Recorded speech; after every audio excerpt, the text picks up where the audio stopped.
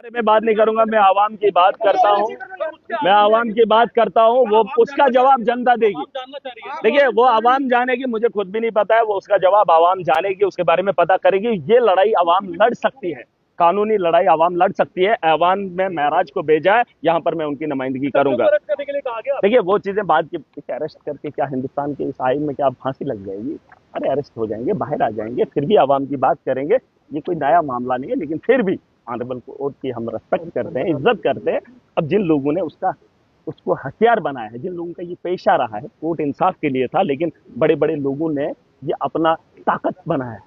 क्योंकि कोर्ट में जाएंगे, वकील को लाएंगे, लीगल नोटिस करवाएंगे, तो वकील को कुछ भी बोल के अब अगला बेचारा परेशान है, कहाँ जम्मू के चक्कर काटेगा। तो सुन लीजिए, कहाँ हाई कोर्ट का चक्कर काटा था। ये इंसाफ था आवाम के लिए, लेकिन कुछ अमीरों ने इसे जो है अपनी ताकत बनाया है। जैसे शेर पालते हैं, कुत्ता पालते हैं, वैसे इन्होंने कानून का सहारा रखा है कि एक जो है कानून भी रखेंगे। वकील को पैसे दे दिए, किसी के खिलाफ केस कर दिया, चाहे सच हो या झूठ हो, फिलहाल उसको कटघरे में खड़ा कर दिया। लेकिन फिलहाल लोगों को इस खौफ से भी निकालेंगे। पहले सियासत का डर था, अब कानून का डर लोगों को दिखाया जा रहा है। अब आवाम लड़ेगी, मैं यहाँ उनकी लड़ाई लड़ूंगा, मैं पता करूंगा। लेकिन कुछ लोगों ने मुझे राजनीति सिखाई, जिसका आपके पास जीता जागता सबूत महराज है। ईमानदारी की सियासत उन्होंने बेईमानी की थी, लेकिन उन्हीं लोगों ने मुझे मजबूर करके, मुझे दरिया में तैरना नहीं आता था, धक्का लगाकर जब ठोका गया तो मुझे हाथ पांव मारने पड़े। उस दरिया से मैंने तैरना सीखा है और उनके उस धक्के ने मुझे इस मकाम तक पहुंचाया।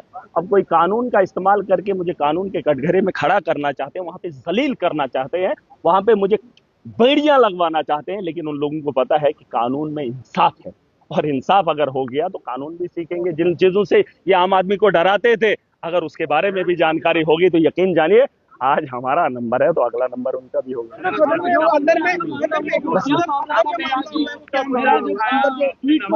देखिए, ट्वीट पे मुझे बहस नहीं करनी, ना आपको उस पर उतना बात करनी चाहिए। कट मोशन आम है, सैकड़ों के कट मोशन आए हैं। अब उस पर 20 मिनट जो हाउस के अंदर चर्चा हुई, मुझे अच्छा नहीं लगा। देखिए, अगर मैं स्पीकर होता तो मैं उस पर बहस ही नहीं करता। आप किस चीज पर चर्चा चाहते थे? वही परा ने किया, उन्होंने तो 10 साल से भाजपा के साथ स्टेट को खत्म किया। अब सवाल उसी 10 साल के लिए, तो उस पर बहस करना जरूरी नहीं था।